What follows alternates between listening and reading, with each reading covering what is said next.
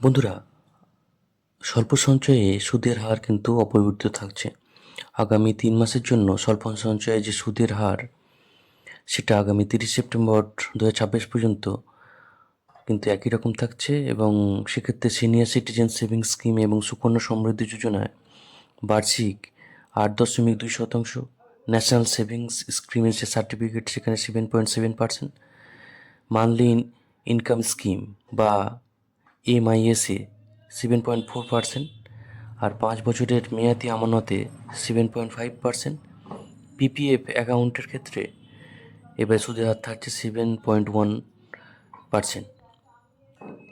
5 বছরের রেকারিং ডিপোজিটে থাকছে 6.7%।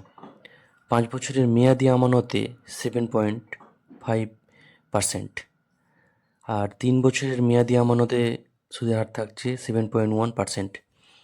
2 বছরই মেয়াদি আমানতে 7%। আর 1 বছরের ক্ষেত্রে একটু কমে যাচ্ছে, তা হচ্ছে 6.9%।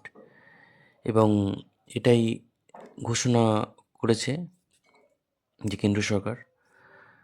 এবং সেভিংস অ্যাকাউন্টের ক্ষেত্রে 4% সুদ থাকবে। বন্ধুরা, এই ছিল আজকে যে স্বল্প সঞ্চয়ের সুদের হারের যে তথ্য।